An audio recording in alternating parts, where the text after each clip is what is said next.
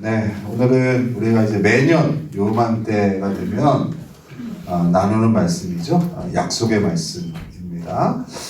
신앙생활 가운데에 굉장히 중요한 원리고, 이따가도 우리가 나누겠지만 우리가 여러 상황과 환경과 또 내 느낌과 감정에 따라 아주 휘둘리는 그런 인생들이잖아요. 그런 인생들이 어떻게 견고하게 신앙생활을 이어갈 수 있는지에 대한 비결, 비법, 그것이 바로 이 약속의 말씀에 들어 있습니다. 그래서 매년 한 번씩은 제가 약속의 말씀 원리를 이렇게 나누는데, 오늘도 여러분 잘 들어보시고 한 해를 또 이 약속에 따라 잘 돌아보고, 또 이제 2023년이 곧 시작되잖아요. 2023년을 또 약속으로 시작할 수 있는 저와 여러분 되면 참 좋겠습니다. 자, 먼저 우리 아모스서를 좀 찾아볼까요? 아모스서 3장 7절을 한번 찾아서 읽겠습니다. 아모스서는 구약에 있습니다. 암이라고 되어 있어요. 그죠? 아모스서 3장 7절. 아까 로마서 말씀은 여러분 잘 이렇게 언제든지 필 수 있도록 해놓으시고요. 아모스서 3장 7절. 우리 약속의 말씀할 때마다 이 말씀을 꼭 이렇게 보게 되어지는데요. 오늘도 다시 한번 읽겠습니다. 자, 아모스 3장 7절 찾으신 분들은 같이 읽겠습니다. 시작. 주 여호와께서는 자기의 비밀을 그종 선지자들에게 보이지 아니하시고는 결코 행하심이 없으시리라. 여러분, 이 말씀을 우리가 오늘 좀 읽고 시작하고자 하는 이유는요, 하나님께서 일하시는 방식을 좀 보고자 함인 거예요. 여러분, 우리 사람들은요 굉장히 즉흥적이죠. 그죠? 그때 순간의 느낌이나 감정이나 그런 것 같은 거에 따라서 어떤 일들을 결정합니다.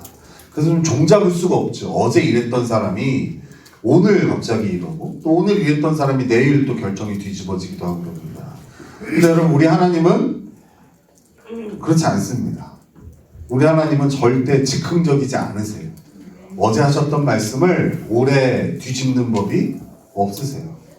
우리 하나님은 당신의 하실 일을 우리에게 약속을 통해 먼저 알려주십니다. 그리고 그 약속을 성취해 가십니다. 그것도 신실하게. 그러니까 이 하나님이 어떻게 일하시는지를 본다면 그 하나님의 일하심의 계획과 또 우리가 앞으로 어떤 소망을 가지게 될지가 어디에 들어있어요? 하나님이 하신 약속에 들어있습니다. 약속에. 그래서 이 하나님의 약속은요, 우리 인생의 설계도와 같은 역할을 합니다. 여러분, 집을 지을 때요, 설계도를 맨 처음에 다 그립니다. 그죠? 그리고 그 설계도에 따라 집을 지어갑니다. 그 과정들은 좀 흉물스러워요. 하지만 그 집을 짓는 사람은 설계도를 보면서 그 흉물스러운 과정들을 다 거쳐서 아름답게 완성된 집을 지어내죠. 우리 인생도 그래요. 우리 인생도 오늘 딱 점을 찍어놓고 보면 참 별 볼 일 없어요. 때로는 이런 느낌이 들기도 해요. 망한 것 같기도 하고 잘못된 길로 가는 것 같기도 해요. 하지만 이 하나님의 약속이란 설계도를 보면 우리가 잘 가고 있는지, 또 어떻게 가야 하는지, 잘 가고 있다면 지금 무엇을 해야 되는지, 이런 부분들을 알 수 있게 합니다. 그러니까 어때요? 하나님의 약속을 보는 것이 굉장히 중요하죠. 그런데 문제는 많은 성도들이 이 하나님의 약속을 잘 모른다는 거예요. 모를 뿐 아니라 또 하나님의 약속을 잘 꺼내보지도 않습니다. 그러니까 교회 안에 성도들은 참 많은데 이 성도들 가운데에 하나님이 그 수많은 약속을 기록해 놓으신 성경과 친한 성도들은 그리 많지 않다. 이게 현실이에요. 그러다 보니까 어떻습니까? 사람들이 살아가면서 이 설계도가 없으니까 즉흥적으로 인생을 살아가게 되는 거예요. 순간순간 더 좋아 보이는 것들을 선택하며 그렇게 가는 거예요. 근데 그 선택이 당장에는 좋아 보이지만 반드시 그 선택에 대한 대가들을 지불하는데요. 그 대가 지불하는 것을 우리 경험하고 있잖아요. 어떻습니까? 달콤하지 않죠. 그죠? 항상 후회뿐이죠. 아유, 그때 좀 내가 인내했어야 되는 건데. 그때 선택을 그걸 하면 안 되는 거였는데. 그때 방향을 바꾸면 안 되는 거였는데. 라고 하면서 우리 인생을 그렇게 항상 후회로 가득 차게 채우는 것이죠. 왜 그래요? 하나님의 약속이 없기 때문에. 설계도가 없기 때문에 그런 거예요.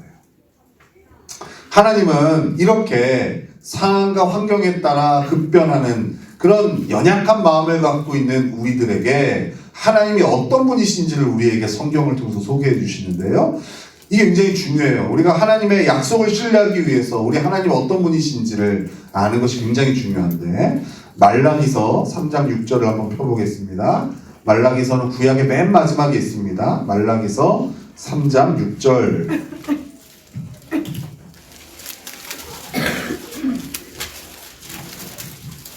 말라기 3장 6절. 자, 찾으신 분은 같이 읽겠습니다. 시작. 나 여호와는 변하지 아니하나니 그러므로 야곱의 자손들아 너희가 소멸되지 아니하느니라. 여기서 우리 하나님은 당신을 어떻게 소개해요? 변하지 않는다. 우리 하나님 변해요? 안 변해요? 변하지 않으세요. 여러분, 변하지 않으니까 어때요? 믿을만 하죠. 그렇지 않겠습니까? 여러분 주변에 이런 사람 있습니까? 10년을 봐도 한결같은 사람, 20년을 봐도 한결같은 사람, 어제 했던 말을 오늘 바꾸지 않는 사람, 그런 사람 만나기는 쉽지 않죠. 어쩌면 없다고 해도 과언이 아니에요. 근데 우리 하나님은 어때요? 변하지 않으세요. 수천 년 전에 하신 약속을 오늘 바꾸지 않으세요. 우리 하나님 변하지 않으세요. 여러분 이거 믿으십니까? 여러분이 믿는 하나님은 변하지 않으세요. 그 다음에 히브리서 6장 17절입니다. 히브리서 6장 17절. 히브리서는 이제 신약으로 와야겠죠. 히브리서 6장 17절. 자, 찾으신 분들은 같이 읽겠습니다. 시작. 하나님은 약속을 기업으로 받는 자들에게 그 뜻이 변하지 아니함을 충분히 나타내시려고 그 일을 맹세로 보증하셨나니. 아까 말라기서에서는 하나님이 변함이 없으시다고 그랬잖아요. 여기서는 뭐라고 얘기해요? 하나님의 약속이 변함이 없다고 얘기해요. 하나님이 변하지 않으시고 하나님의 약속이 변하지 않아요. 그러니까 우리 그리스도인들의 믿음은 이렇게 정의 내릴 수 있죠. 하나님의 약속과 그 약속을 이루시는 하나님을 신뢰하는 것. 이게 우리가 가진 믿음이에요. 변하지 않는 것을 신뢰하는 것. 그게 우리가 가진 믿음이에요. 변하지 않는 게 뭐라고요?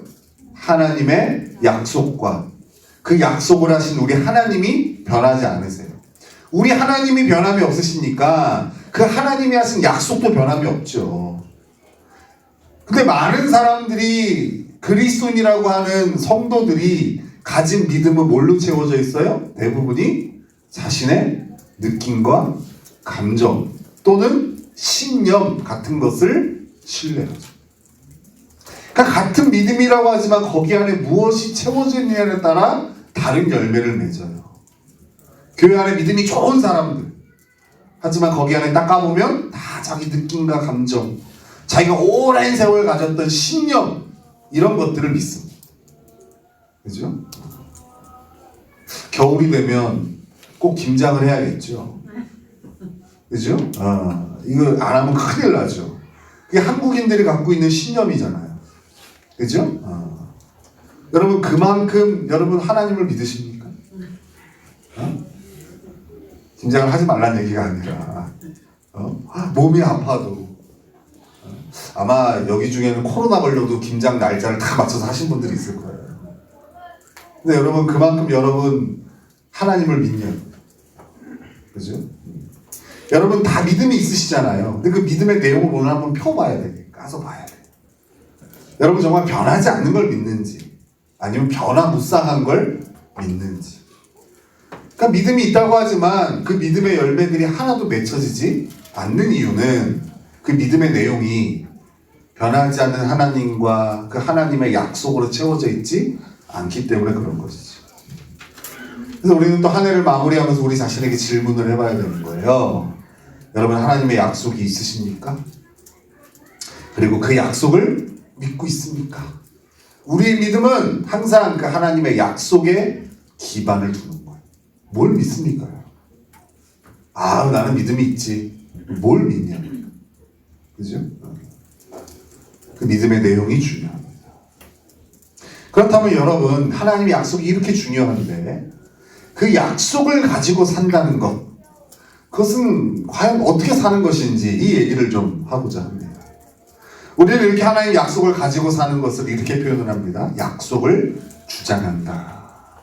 약속을 주장하는 삶이다.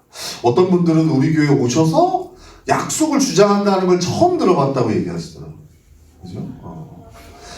약속을 주장하는 삶.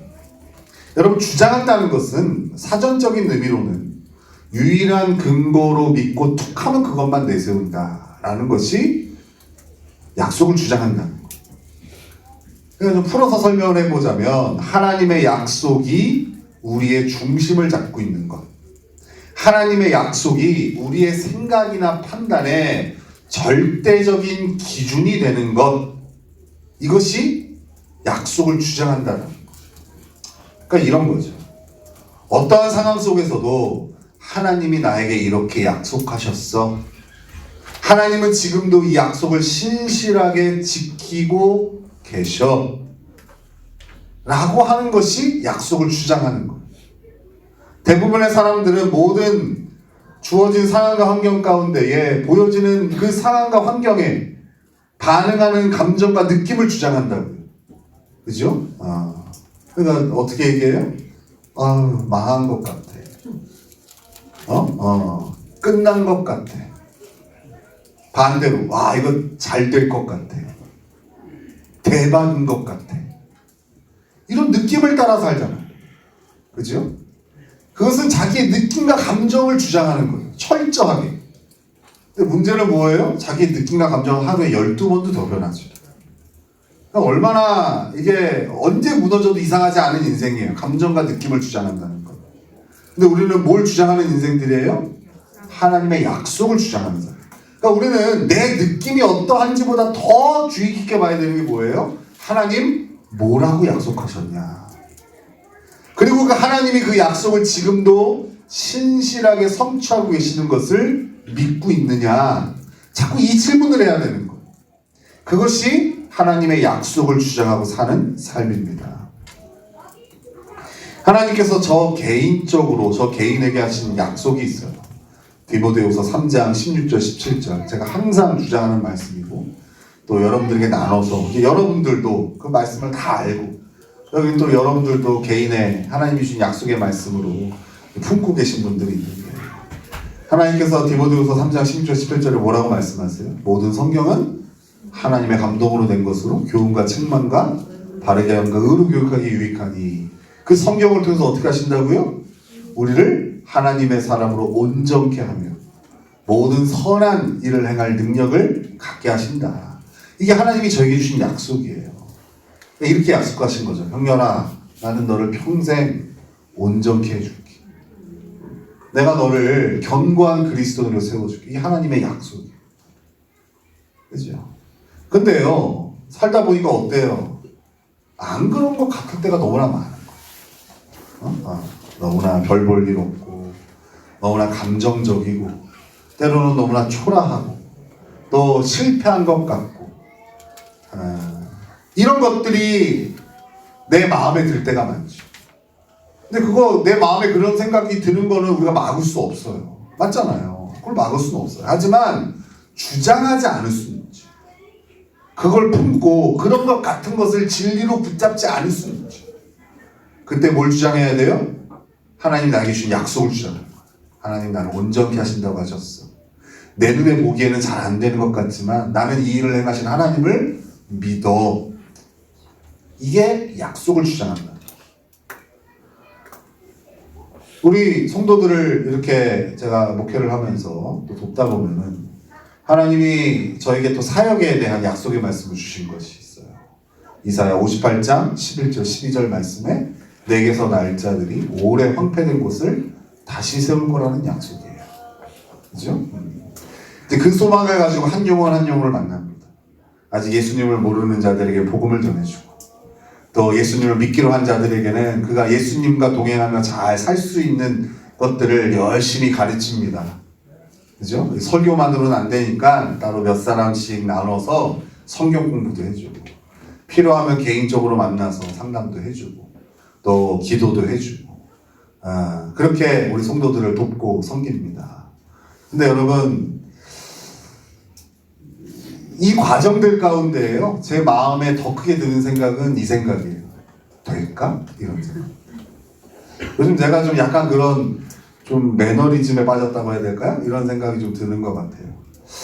한 10년씩 가르쳤는데 여전히 자기밖에 모르고 다른 영혼에 별로 관심이 없고 약속을 주장하기는커녕 여전히 자기 감정을 주장해요. 그거에 따라 이리 휘둘리고 저리 휘둘리는 우리 성도님들 보면 제 마음이 어떨 것 같아요? 잘 되고 있는 건가? 이런 생각이 들죠. 내가 여기 왜 담임 목사로 부임해가지고 교회를 망치고 있는 것은 아닌가? 내 사역의 방향이 잘 맞고 있는 건가? 이런 생각이 들겠죠. 근데 여러분, 이런 생각이 드는 걸 막을 수 있어요, 없어요? 막을 수 없다고요. 그렇죠?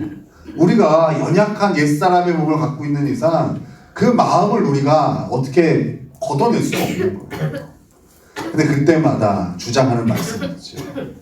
내게서 날짜들이 오래 황폐된 곳을 다시 세울 것이다. 아까 저에게 주신 평생의 약속의 말씀과 연동지어 본다면 내가 너를 평생 만드는 거죠. 내게서 날짜들도 내가 만들어가고 있어 라고 하시는 거죠. 그럼 어떻게 될까요? 다시 힘이 생기죠. 그죠? 내 앞에 있는 그 잘하지 않는 성도들을 바라보면서 낙심하는 것이 아니라 하나님의 약속을 붙들고 다시 그 영혼에게 좋은 것을 공급해 줄 수 있겠죠. 여러분, 이런 게 약속을 주장하는 삶이에요. 근데 이 약속이 없다면 어때요? 주어지는 상황에 이 정도면 됐어. 이제 그만해야지. 더 참는다고 되겠어? 내가 더 투자한다고 되겠어? 그죠? 이런 마음들이 들지 않겠습니까? 자식들을 향하여도 그런데 다른 사람을 대할 때 우리는 시간이 갈수록 어떻습니까? 관계성이 점점 줄어들잖아요. 왜 그래요? 사람에 대해서 인내하지 못하는 거예요. 철저하게 하나님의 약속에 따라 상대방을 대하는 것이 아니라 내 느낌과 감정에 따라 사람들을 대하니까 내 주변엔 다 이런 사람들밖에 없죠. 상대에서는 안 될 사람들, 상종에서는 안 될 사람들, 가까이 하면 안 될 사람들로 투성인 거예요. 그죠? 그게 느낌과 감정을 주장하며 사는 삶의 결과죠. 하나님의 약속을 주장한다는 것은 그런 것이 아니에요. 여러분, 이렇게 어떠한 상황과 환경 가운데서도 하나님의 약속을 주장한 인물이 있어요. 그 사람을 소개할 건데 그 사람이 바로 아브라함입니다. 아까 우리가 읽었던 로마서 4장에 그 아브라함을 소개하고 있죠. 여러분, 아브라함은요, 나이가 들어서 하나님의 부르심을 받아요. 75세 때 하나님께서 그를 부르십니다. 아까 하나님이 우리에게 일하시는 방식을 제가 소개했잖아요. 하나님 먼저 뭘 주신다고 그랬죠? 약속을 주시고 그 약속을 신실하게 성취해 가세요. 이게 하나님의 일하시는 방식인데 그 하나님의 일하시는 방식이 아브라함에게 너무나 잘 나타나 있어요.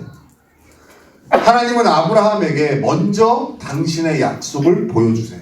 자, 우리 창세기로 한번 가볼까요? 창세기 12장 1절에서 3절이에요. 하나님께서 아브라함을 부르시면서 하신 약속이 소개되고 있어요. 같이 읽겠습니다. 창세기 12장 1절에서 3절입니다.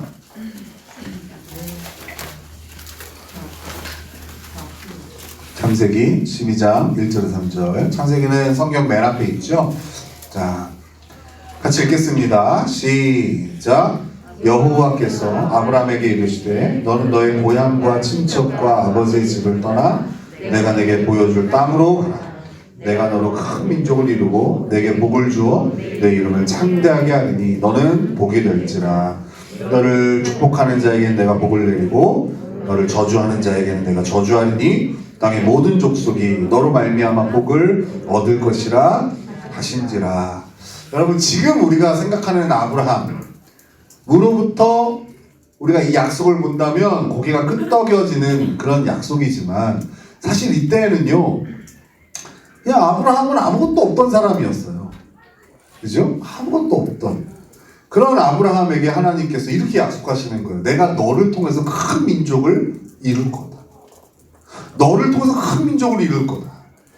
사람들이 너를 통해서 복을 얻게 될 거다. 너는 복의 근원이 될 거다. 우리 하나님께서 이렇게 아브라함에게 약속하셨어요.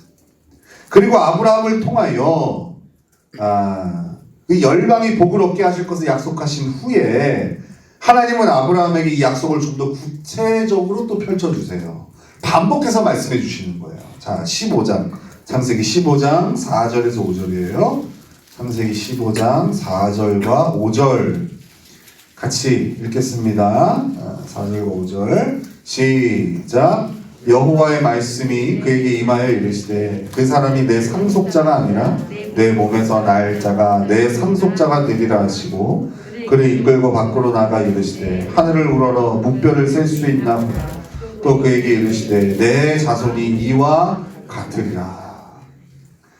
하나님께서 그 반드시 아브라함의 씨로부터 나온 자를 통해 하나님의 약속을 이루겠다고 하시는 거예요.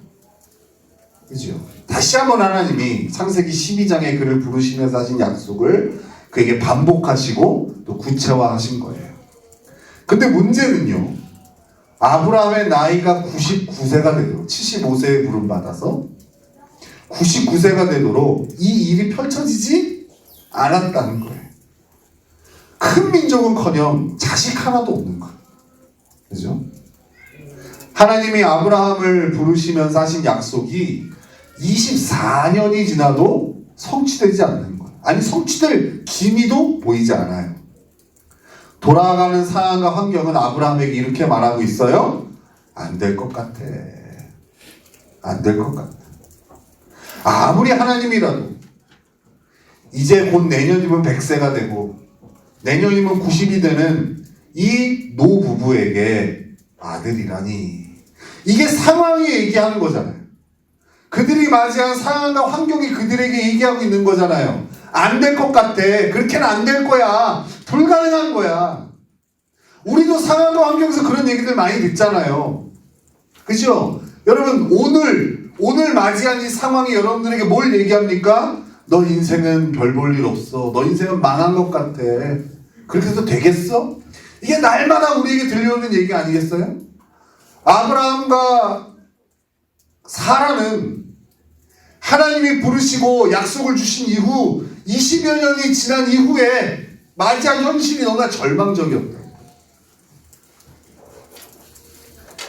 근데 우리가 읽은 로마서 4장에 소개되는 아브라함은요, 상황과 환경이 들려주는 이야기가 아닌 분명한 하나님의 약속을 주장하고 있어요.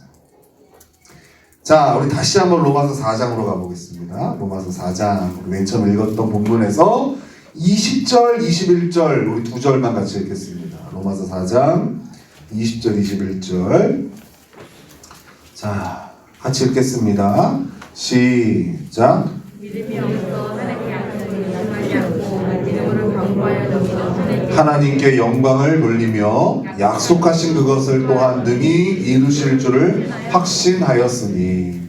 자, 보세요. 아브라함은요, 상황과 환경이 주는 느낌과 감정이 아닌 뭘 굳게 믿었다고 얘기해요? 하나님의 약속을 굳게 믿은 거예요.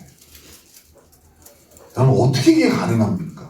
이게요, 사실 쉽지 않아요. 그래서 우리는 그냥 이렇게 결론을 내리죠. 아유, 아브라함이니까. 근데 여러분, 일부러 창세기에는요, 그 우리가 본받아야 될 아브라함의 치부를 엄청 많이 드러냅니다. 이 약속을 기다리는 순간 동안 아브라함이 얼마나 흔들렸는지, 그래서 첩을 통해 이스마엘을 낳게 된 그 이야기까지도 다 기록해놨어요. 무슨 얘기인지 알아요? 아브라함이니까 가능했다는 얘기가 아니에요. 아브라함이나 우리나 상황과 환경에 흔들리는 연약한 죄인에 불과해요. 아브라함이 약속을 주장했다면 우리도 할 수 있다는 걸 보여주기 위해서 하나님은 성경에 그 수많은 인간들의 그 치부를 다 드러내시는 거예요. 4장 17절에 그 아브라함이 어떻게 그런 상황 가운데서도 하나님의 약속을 주장할 수 있었는지에 대한 답이 나와요. 자, 로마서 4장 17절 같이 읽겠습니다. 시작. 기록된 바 내가 너를 많은 민족의 조상으로 세웠다 하신 것 같으니 그가 믿은 바 하나님은 죽은 자를 살리시며 없는 것을 있는 것으로 부르시는 이시니라. 자, 아브라함은 죽은 자를 살리시며 없는 것을 있는 것으로 부르시는 하나님을 믿었어요. 하나님은 어떤 분이라고요? 죽은 자를 살리시며 없는 것을 있는 것으로 부르시는 하나님. 하나님이 어떤 분이신지를 그가 알았기 때문에 그 하나님의 약속이 지금 이루어지지 않는 것 같지만, 가능성이 0% 같지만 여기서도 하나님 이 일을 성취하실 수 있는 분이라는 걸 믿었어요. 어떻게 성취하실까는 모르겠어요. 모르겠어. 근데 분명한 거, 하나님이 이 일을 하실 수 있는 분이라는 것을 믿었다. 즉 약속을 반드시 신실하게 성취하시는 하나님을 믿었기 때문에 아주 부정적이고 절망적인 상황 가운데서도 아브라함은 하나님의 약속을 주장할 수 있었다. 그러니까 이 약속을 주장하는 것은 뭐와 연결되어 있어요? 하나님을 신뢰하는 믿음에 달려있는 거예요. 여러분, 하나님 믿으십니까? 하나님의 뭘 믿으십니까, 여러분? 하나님은 감기 정도는 낫게 하시지만 코로나는 낫게 하실 수 없는 분이시잖아요. 하나님께서 우리의 맹장 정도는 해결해 주시지만 암 같은 걸 해결하실 수 없는 분이잖아요. 그 여러분이 믿는 하나님 아니세요? 하나님은 어떤 한 소액, 한 500만 원 이하의 소액의 빚은 해결해 줄 수 있지만 여러분들처럼 한 10억대의 빚은 해결해 줄 수 없는 분이잖아요. 그게 여러분들이 믿는 하나님 아니겠어요? 그죠? 우리가 이렇게 우리의 수준으로 하나님을 한정 짓는 걸 잘하니까 하나님 창세기 1장 1절에 뭘로 시작해요? 태초에 하나님이 천지를 창조하십니다. 창세기 1장 1절에 하나님을 여러분 믿으시냐? 말씀 하나로 여러분 이 세상에 건물 하나 짓는 것도요 6개월 1년이 걸려요. 그것도 작은 거. 여러분 큰 거 지으려면은요 막 몇 년이 걸립니다. 근데 우리 하나님이 천지를 말씀 하나로 창조하셨어요.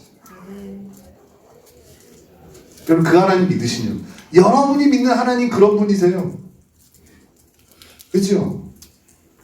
근데 그 하나님이 하신 약속, 그 하나님이 성취 안 하시겠냐? 아브라함은 이걸 믿었다. 상황에 아브라함이 흔들릴 때도 있었어요. 절망적인 마음이 들어서 현실적인 타협점을 찾을 때도 있었다고요. 그게 하갈이었고 그게 이스마엘이었어요. 근데 그때마다 그는 정신을 차리고 뭘 봤냐면 하나님 어떤 분이신지를 봤어요. 그 하나님을 묵상할 때마다 하나님 이런 분이라는 것들이 생각났어요. 하나님 죽은 자를 살리시고 없는 것을 있는 것으로 만드실 수 있는 분이라는 것을 그는 계속 기억했어요. 그러니 어때요? 여러 흔들림들이 있었지만 그래도 끝까지 하나님의 약속을 주장할 수 있었던 거예요. 오늘날 우리 성도들에게 과연 이 믿음이 있냐는 거죠. 그죠? 여러분 하나님 얼마나 능력이 없으면 여러분 하나 못 고치는 분이시겠어요? 그러니까 맨날 여러분 그러잖아요. 저한테 목사님 저는 안 될 것 같아요. 그죠? 저를 포기하세요, 목사님. 다른 사람들한테 가세요. 저는 해도 안 됩니다. 포기하세요. 아니 얼마나 하나님 실력이 없으면 여러분 하나 못 고치시겠냐. 그런 하나님이라면 나도 안 믿죠. 그죠? 적어도 하나님 저를 고치셔서 이 자리에 세우셨으면 저는 그 믿음 하나로 성도들 대하고 성도들이 잘 몰라서 우리 목사님이 이렇게 뭐 해서 하나님 쓰시는 것 같아 얘기하지만 저는 알아요. 제가 이 자리에 설 수 없는 사람이라는 걸 너무나 잘 알아요. 하나님이 나를 변화시켜서 이 자리에 세우실 정도라면 이 세상에 변화되지 못할 사람이 없어요. 내가 만난 하나님이 그런 분이시기 때문에 제가 여러분들, 변화무쌍한 여러분들을 끝까지 그래도 제가 흔들리지 않고 한 10여 년을 올 수 있었던 이유는 우리 하나님이 어떤 분이신지를 알고 주장했기 때문에. 이 아브라함의 하나님을 향한, 그리고 하나님의 약속을 향한 믿음에 우리 하나님이 이렇게 반응을 하세요. 자, 4장 22절이에요. 로마서 4장 22절. 같이 읽겠습니다. 시작. 그러므로 그것이 그에게 의로 여겨졌느니라. 하나님은 이 아브라함의 믿음을 의로 여기셨다. 자, 여러분, 우리 성경에 우리 하나님은 우리의 행함이나 우리의 선행이나 이런 것들을 의로 여기지 않으세요. 나로부터 나온 모든 것들은 하나님 앞에 의가 될 수가 없어요. 왜요? 불순물이 너무 많이 묻었거든요. 우리가 행하는 선을 보세요. 다 인정받기를 바라고 드러나기를 바라고, 또 그것이 결국에는 보상으로 돌아오지 않으면 그 선은 다 그칩니다. 그죠? 다 자기 중심적인, 그 죄인이 행하는 모든 선한 것이라 할지라도 그것은 하나님 보시기에 다 죄에 불과해요. 우리는 하나님 앞에 의로워질 수가 없어요. 딱 하나, 하나님께서 우리를 의롭게 보시는 것이 있는데 그게 바로 믿음이에요. 그 하나님을 신실하게 믿는 믿음을 우리 하나님 의로 여기신다. 여러분, 아브라함 인생 전체가 의롭지 않았어요. 절대로. 우리가 그렇게 착각할까봐 하나님 창세기에 아브라함의 치부를 다 드러내셨다. 하나님 모세의 치부를 다 드러내시고 다윗의 치부를 다 드러내신 이유는 우리가 그렇게 착각할까봐, 우리의 애씀으로 하나님의 의롭다심을 얻을 수 있다고 착각할까봐. 아브라함이 하나님께 의롭다 인정받은 건 딱 하나였어요. 바로 믿음. 여러분, 우리도 마찬가지예요. 이렇게 죄가 많고 더럽고 추하고 보잘것없는 인생이지만 우리 하나님 우리의 믿음을 의로 여기신다. 여러분이 하나님을 믿고 하나님의 약속을 믿으면 하나님 그것을 의로 여기신다. 이 아브라함의 믿음을 한번 정리해보죠. 아브라함은 하나님의 약속을 신뢰하고 그 약속에 따라 살았어요. 주어진 상황이 주는 느낌, 여론, 상식이 그 약속과 어긋나더라도 하나님과 하나님의 약속을 믿은 거예요. 그리고 하나님은 이 아브라함의 믿음을 의로 좋게 여겨주셨어요. 결국 아브라함은 이 믿음을 통해서 하나님이 그에게 약속으로 주신 축복을 다 받아 누리게 되는 겁니다. 여러분, 그렇다면 우리도 아브라함처럼 그 약속을 주장하고 그 약속으로 주어지는 하나님의 축복을 다 받아 누려야 되지 않겠습니까? 어떻게 하면 우리도 이 아브라함처럼 살 수 있을까? 여러분, 한순간에 되진 않습니다. 왜 그럴까요? 우리가 지금까지 따라왔던 습관이 있기 때문에. 아까도 얘기했지만 여러분, 우리는 철저하게 뭐에 충실한 인생이에요? 자기 느낌과 감정에 충실한 인생. 그잖아. 별로 진리에는 관심이 없어요. 내가 어떻게 느끼느냐가 중요해요. 여러분, 이렇게 직장에 가셨어요. 아니면 뭐 장사를 하세요. 그럼 여러분 어떻습니까? 누군가가 딱 오잖아요. 그러면 그 사람이 나를 쳐다보는 눈빛에 따라서 내가 느끼는 게 있죠. 그죠? 아우, 저 직원은 나를 싫어하나 봐. 그죠? 또 이렇게 가게에 와가지고 웃으면서 오면 아우, 저 사람은 나에 대한 호감을 갖긴다 봐. 이거에 충실하잖아요.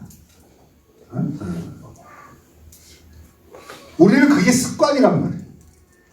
예수님을 믿기 전, 그러니까 예수님이 주인된 삶이 되기 전에 내가 주인이었을 때 그 삶의 방식, 내 느낌과 감정에 따라 판단하고 결정하고 그 내 느낌과 감정을 그렇게 주장하는 삶이 우리에게는 지금도 익숙하다고요. 그잖아요. 우리 그러잖아요. 어떤 일이 생기면 큰일 났네.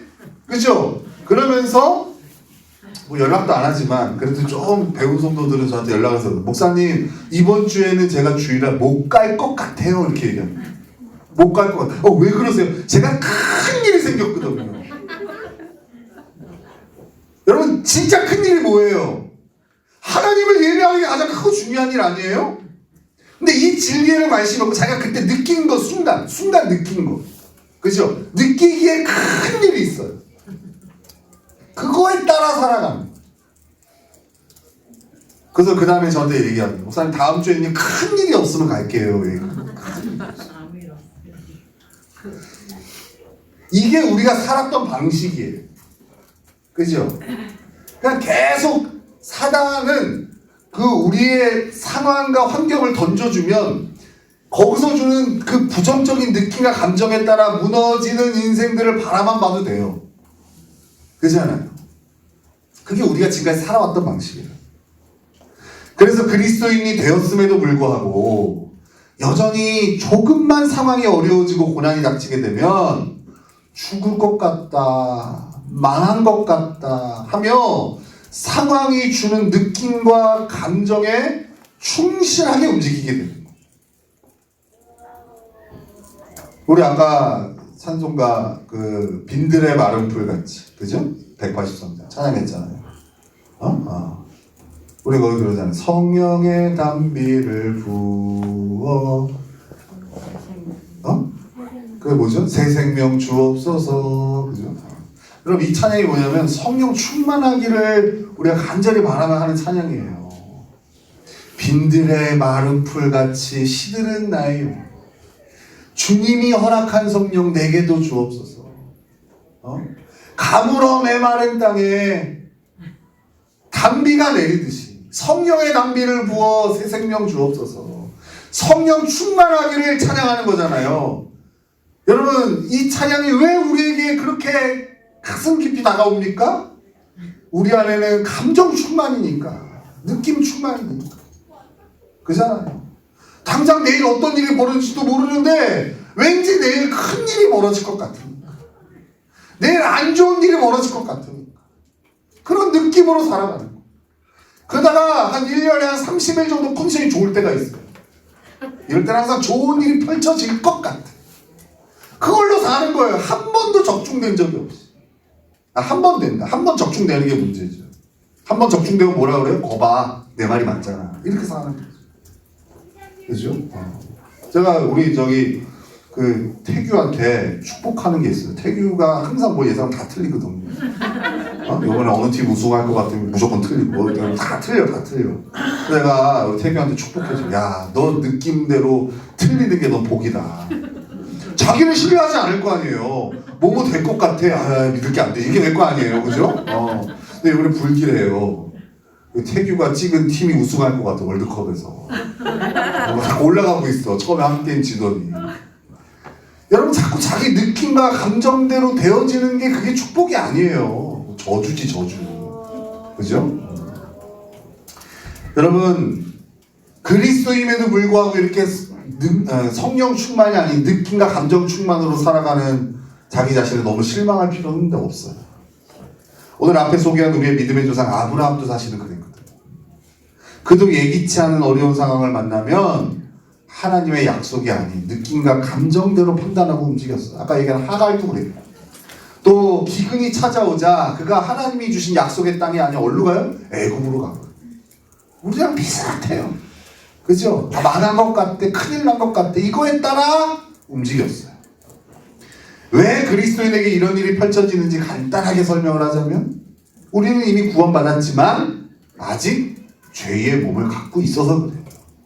그죠? 그러니까 육신도 피곤하고 또 병도 들고 또 이렇게 그 기복도 심하고 그게 왜 그래요? 아직 옛사람의 몸을 갖고 있기 때문에 구원받았지만 그래서 우리는 상황과 환경이 주는 느낌과 감정이 아닌 하나님의 약속을 주장하는 연습을 해야 돼요. 여러분 신앙생활은 연습하는 거예요.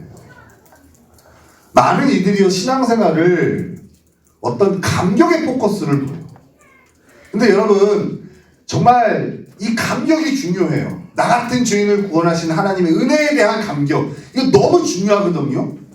근데 실상은요 어떠냐면 그 감격으로 신앙생활하기보다 감격 없이 신앙생활하는 시간이 훨씬 더 많아요. 그래서 이 감격 없이 신앙생활 할 때 너는 무기력해요, 성도들이. 기복도 심어. 그래서 여러분 이게 중요해요. 이 감격이, 우리가 부활의 몸을 갖고 있잖아요. 그러면 부활하여 우리 하나님 나라에 거하면 거기서 주로 하는 일이 뭔지 알아요? 우리 주일학교 애들은 이 얘기하면 절망하거든요. 여러분 천국 가면 우리 뭐 하는 줄 알아요? 하나님을 예배해요. 그게 주 업무예요. 주 업무. 그럼 우리 주일학교 아이들은 그러잖아요. 예배 끝나기를 기다리는 아이들이. 아니 천국 가면은 계속 이걸 해야 된다는 게 너무 속상하잖아요. 그렇잖아요. 근데 그게 왜 가능해요? 부활의 몸을 입으면 감격으로 가득 차요. 나를 구원하신 하나님, 나를 사랑하시는 하나님, 나를 위해 자기 아들까지 아끼지 않고 내오신 그 하나님을 마음껏 감격하고 찬양하고 경배할 수밖에 없는 거예요. 그게 기쁨으로 할 수밖에 없는 거예요. 근데 이 땅에서는 어때요? 옛사람의 몸을 갖고 있을 때 그게 잘 안 돼요. 그죠? 어쩌다가 막 하나님 찬양하면서 막 눈물이 터져 나오고 회개기도가 터져 나오는데 대부분의 52주 가운데 한 주 그러고 나중에 51주는 싱숭생숭하게 앉아 있는 거예요. 찬양도 안 해. 마스크 쓰니까 이제는 모르겠어. 찬양하는지 안 하는지. 내가 가끔 안 하고 딱 들어봅니다. 그럼 하는지 안 하는지 목소리가 들리죠. 그죠? 그럼 어떻게 해야 됩니까, 여러분? 그냥 그런 대로 살아야 됩니까? 아니요. 그래서 신앙생활은요, 연습해야 돼요, 연습. 옛사람이 하던 대로의 습관을 벗어버리고, 이제는 새 사람으로서 그리스도가 주인된 삶을 연습해야 되는데, 오늘 해야 되는 그 연습이 뭐냐? 하나님의 약속을 주장하는 연습이에요. 내 느낌과 감정대로 사는 건 연습 안 해도 돼요. 그죠? 연습 안 해도 여러분 타고날 때부터 잘하던 거예요. 그죠? 그런데 이 약속을 주장하는 것은 연습을 해야 돼요. 디도서 3장 14절에 보면 우리가 선한 일을 하는 것에 대한 습관을 길러야 된다고 얘기를 해요. 습관을 길러야 된다. 여러분 습관은 반복을 통해서 얻게 되어지는 거죠. 그렇잖아요. 여러분 한 번 했다고 습관이 됩니까? 절대 안 되죠. 한 번 했다고 습관이 되지 않아요. 반복해야 습관이 되는 거예요. 날마다 하나님의 약속을 주장하는 연습을 해야 되는 거예요. 그러려면 어떻게 해야 돼요? 날마다 이 약속을 성취하신 하나님을 자꾸 만나고 묵상해야 되는 거예요. 하나님을 만나는 일, 그리고 하나님을 묵상하는 일, 그리고 하나님의 약속을 주장하는 일을 우린 날마다 뭐 해야 돼요? 연습해야 돼요. 반복해야 돼요. 언제까지? 습관이 될 때까지. 그죠? 아침에 눈만 뜨면 성경을 켜는 거 반복해야 돼요. 잘 안 되죠? 안 되니까 연습하는 거예요. 계속 하는 거예요. 여러분 주일이 되어지면 자꾸 보다 더 중요한 일에 우리가 현혹되잖아요. 그죠? 그 연습하는 거예요. 아니야, 이게 더 중요해. 여기에 우선순위를 두고 움직이는 거야. 이게 연습하는 거예요. 여러분 나이가 뭐 30대고 40대 50대에서 예수 믿는 사람은 이게 참 어려울 거란 말이에요. 그죠? 근데 이제 우리 아이 같은 경우에는 날 때부터 그리스도인이니까 이게 연습이 된 거예요. 모태신앙이 그게 좋아. 오늘 친구가 무슨 과제가 있는데 야 아빠한테 얘기해서 오늘 교회로 빠지라고 한 거예요.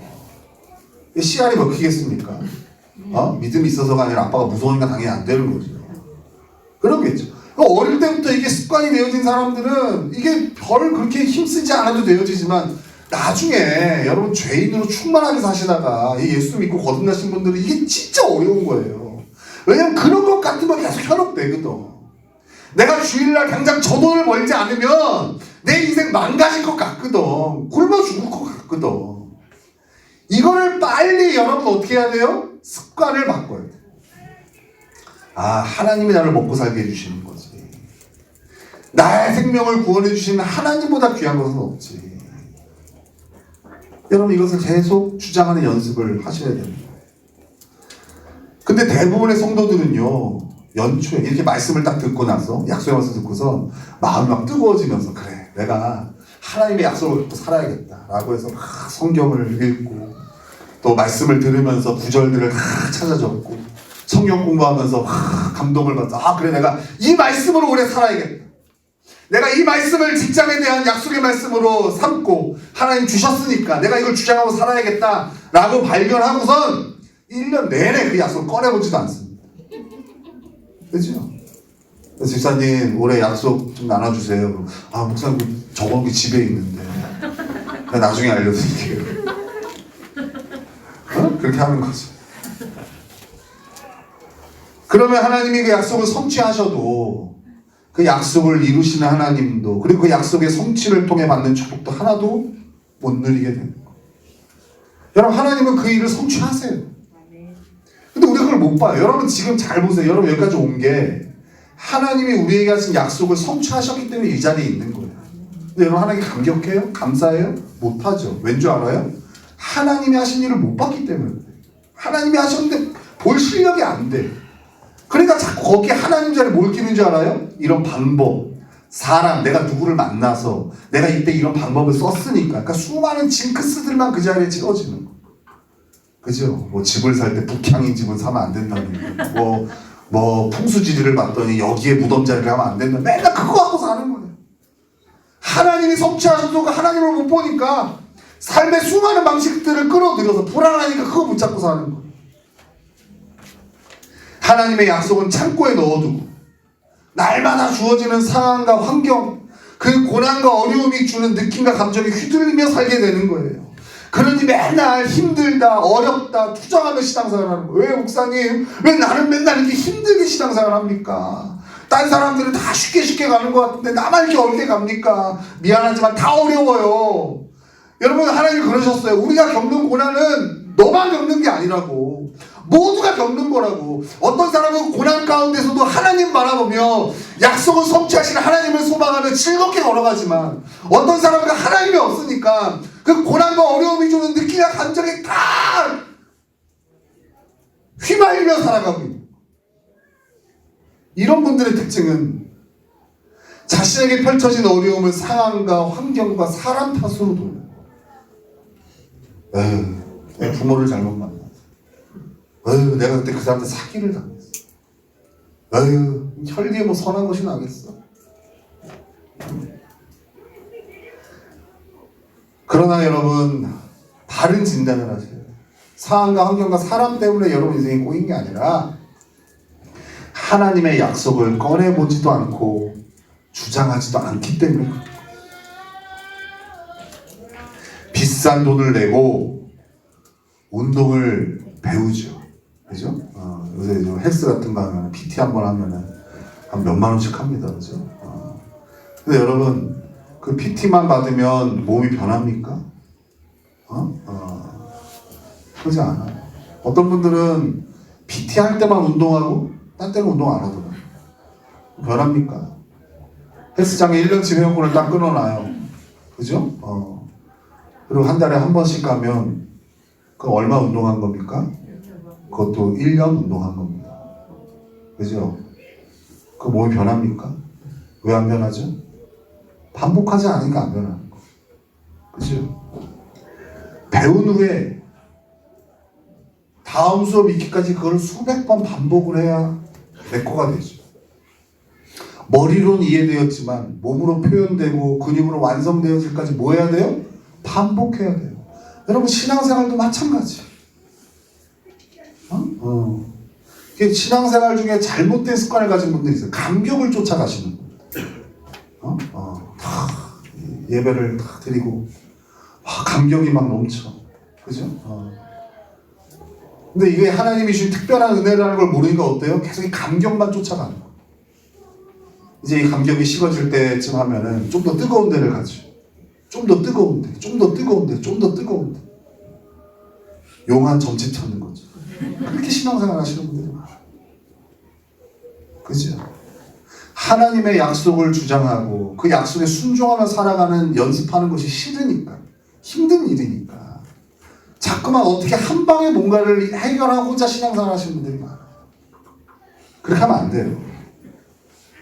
약속을 주장하는 삶은 이렇게 습관을 이루는 거예요. 아무리 하나님께서 우리에게 위대한 약속을 허락하셔도 그걸 꺼내보지 않고 주장하지 않으면 우리와 아무 상관이 없는 거예요. 여러분 그래서 오늘 여러분들에게 구체적인 적용점을 3가지를 줄 테니까 여러분 이걸 가지고 약속을 주장하며 살아가십시오. 알겠죠? 일단은 여러분 이건 뭘 전제를 하는 거냐? 먼저 하나님이 주시는 약속을 받아야 됩니다. 이 얘기를 좀 이제 덜 했어요. 약속 주장하는 쪽에 포커스를 두고 설명하다 보니까 그것까지 하려면 2주를 했어야 돼서 한 주에 끝내려고 일부러 이렇게 하는 겁니다. 여러분들이 오늘 설교를 들으면서 제가 여러분들에게 여러 말씀들을 소개해드렸어요. 그죠?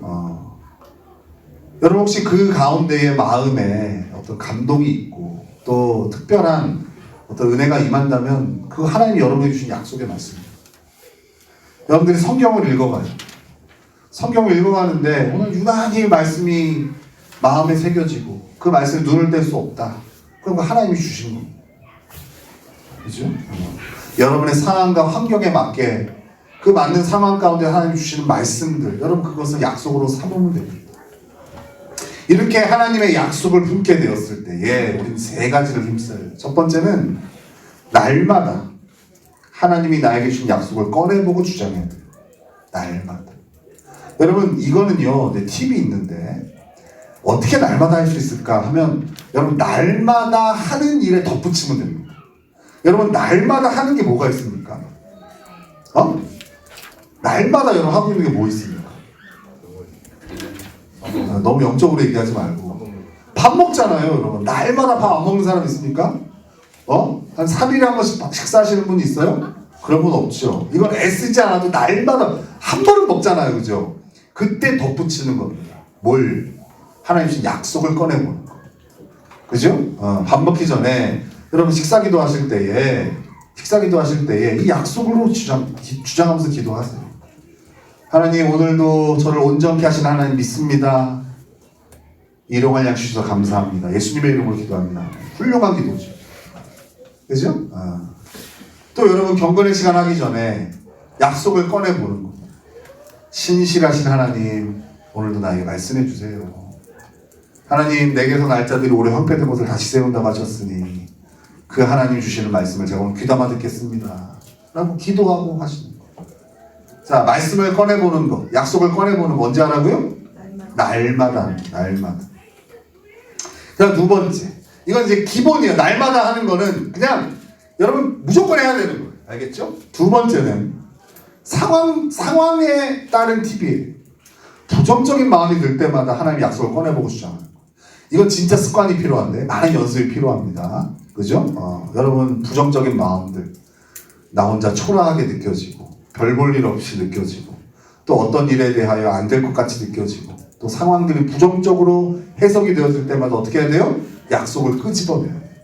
이것도 좀 팁이 있는데요. 여러분 눈앞에 있는데 많은 곳에 약속을 좀 붙여놓으십시오. 요새는 포스트잇 같은 거 좋잖아요.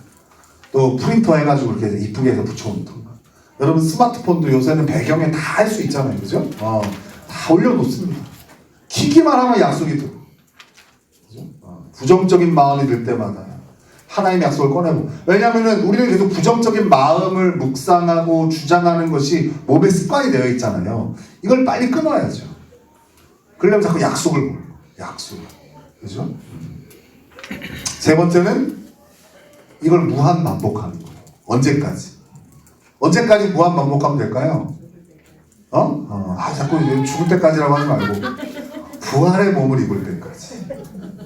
우리가 부활의 몸을 입을 때까지 이걸 해야 되는 거예요. 신앙생활은 그거 하는 거예요. 알겠죠? 여러분 제가요 여러분들하고 하나님 허락하셔서 한 10년 후에도 목회를 이 자리에서 하고 있다면 아마 10년 후에도 제가 이 얘기를 하고 있을 거예요. 10년 전에 했던 얘기. 여기 보세요 여러분. 제가 2013년에 왔으니까 올해가 횟수로 10년이잖아요. 그죠? 10년 내내 똑같은 얘기하고 있잖아요. 근데 어때요? 새롭죠? 언제까지 한다고요? 부활의 몸을 입을 때까지 하는 거예요. 왜요? 우리가 감정과 느낌에 취약하고 상황과 환경에 휘둘리는 인생이기 때문에 반복하는 거예요. 알겠죠? 신앙생활은 뭐 하는 거라고요? 반복하는 거예요. 그게 약속을 주장하는 거예요. 어딘가에 있는 건 여러분 게 아닙니다. 알겠죠? 언제든지 꺼낼 수 있고 사용할 수 있는 것이 여러분의 거예요. 하나님의 약속을 주장하는 삶. 하나님을 깊이 신뢰하는 자만이 누릴 수 있는 축복이고 특권이에요. 여러분 예수님 믿는 자들이잖아요. 그 여러분 당연히 누릴 수 있는 특권이고 축복이에요. 근데 신앙생활 뭐 10년, 20년, 30년 해도 한 번도 못 누린 성도들이 수두룩 빽빽합니다. 정말 여러분 복받은 인생이에요. 하나님의 약속이라는 축복을 알고 있다는 것만으로도 사실은 복받은 거예요. 근데 더 나아가야죠. 누려야죠. 오히려 옆에 사람들이 보기에 어떻게 이렇게 자꾸 힘든 일을 겪어서 어떻게 오히려 걱정하는 당사자는 괜찮아. 하나님이 지금 이 일을 이루고 계셔. 나에게 하신 약속이 이래. 이렇게 얘기할 수 있는 사람이 돼야죠. 그죠? 맨날 상황과 환경이 주는 거에 휘둘려갖고 막 주눅 들고. 약속이 어디 갔냐? 그런 인생이 되면 안 되는 거죠. 감정과 느낌에 휘둘리는 인생이 아닌. 오늘 소망을 가지세요. 하나님의 약속을 주장하는 축복과 특권을 누리는 인생이 되고 싶다. 그게 아브라함의 인생. 여러분도 할 수 있습니다. 여러분도 할 수 있어요? 하나님이 여러분들에게 그 약속을 주셨고 날마다 그 약속을 주장하는 삶을 살게 하시고 그리고 약속에 따른 축복들을 누리게 하시기를 우리 하나님이 기뻐하시고 원하시기 때문에 그렇습니다. 절대 여러분의 느낌과 감정을 믿지 마시고 알겠죠? 또 그거 주장하지 마시고 하나님이 뭐라고 말씀하시는지에 귀를 기울이시고 그 말씀을 주장하는 저와 여러분 되시기를 예수님의 이름으로 축원합니다. 아멘.